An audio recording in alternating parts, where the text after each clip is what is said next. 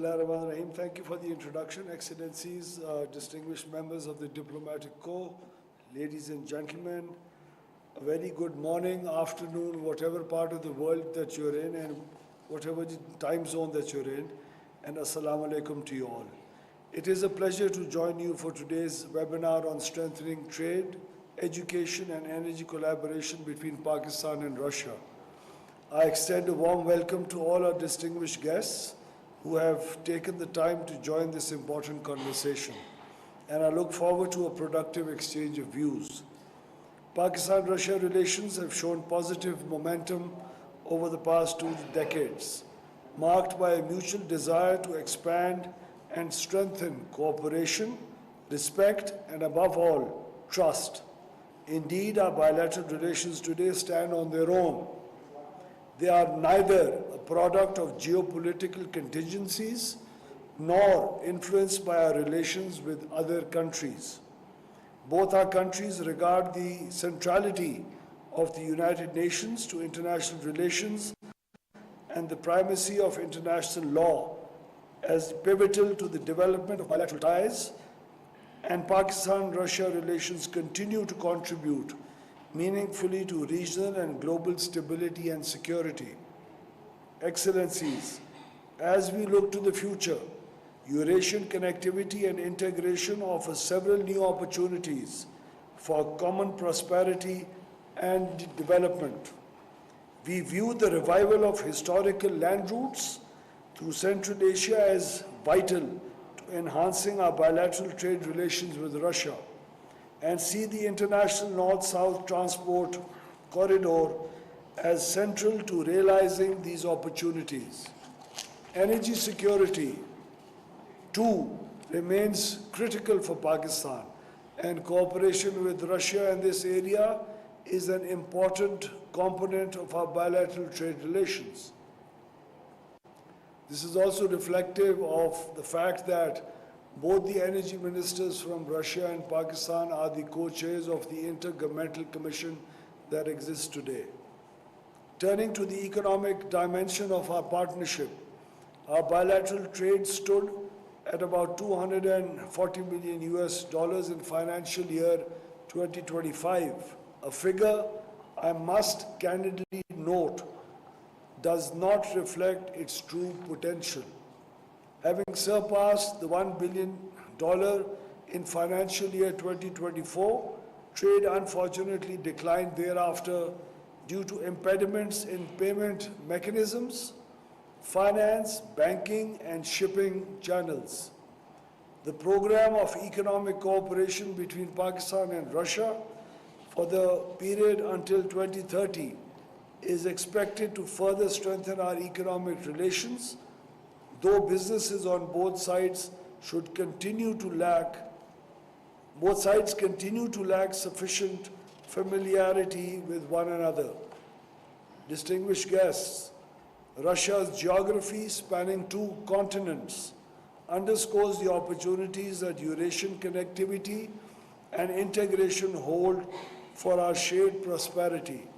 In this regard, Pakistan has signed a memorandum of understanding on the Belarus, Russia, Kazakhstan, Uzbekistan, Afghanistan, Pakistan multimodal transport corridor, in addition to an MOU on railway cooperation with Russia signed on 7th June 2024.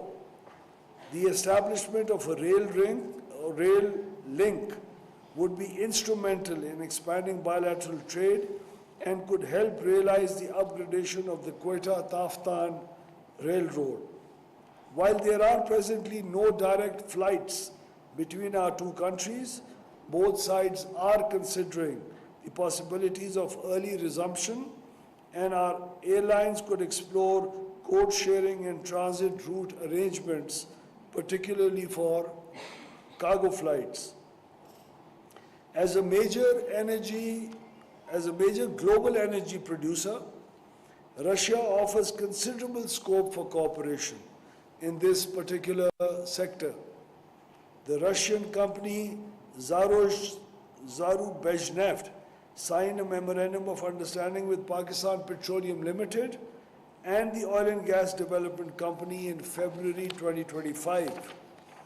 And its office, operational since August 2025, marks a significant step towards deeper energy cooperation. Zarubezhneft continues to work closely with the Pakistani side on oil and gas projects.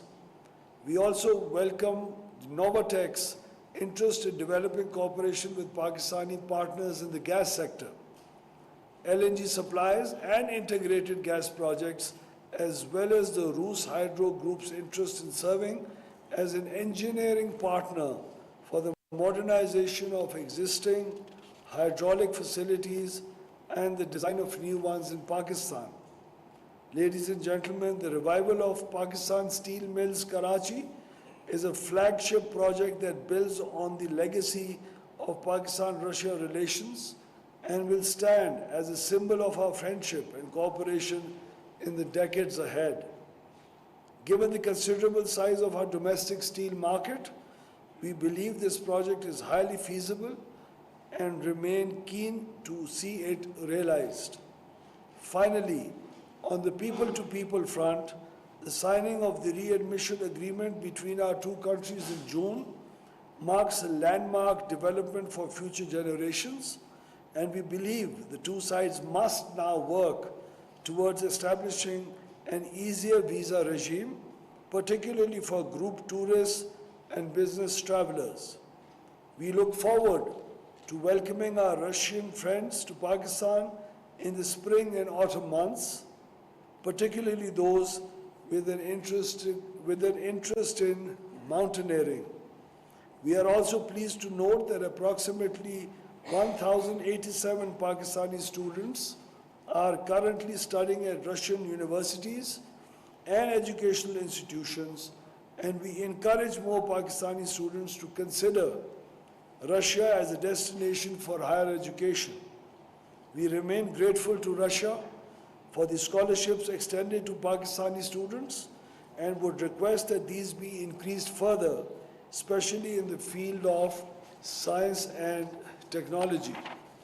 Excellencies, distinguished members of the Diplomatic Corps, ladies and gentlemen, as we conclude today's webinar, I thank all our distinguished guests for joining this important conversation on trade, education, and energy collaboration.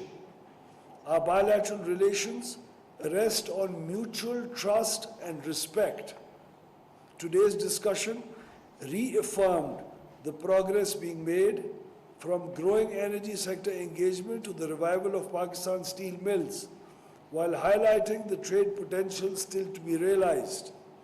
The recent readmission agreement and the presence of Pakistani students in Russian institutions reflect the depth of our people-to-people ties, which we look forward to strengthening further.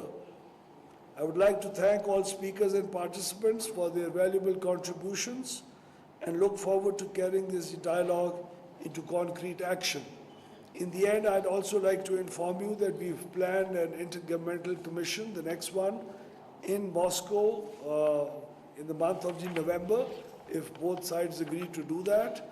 And I would really appreciate, Ambassador Saab, if the webinar of today and the other one that we had recently could actually ink down the core and key recommendations so that you could guide the policymakers, and for both the chairs of the Intergovernmental Commission to consider some of the key recommendations to be a part of the Intergovernmental Commission dialogue that we have in November this year, inshallah.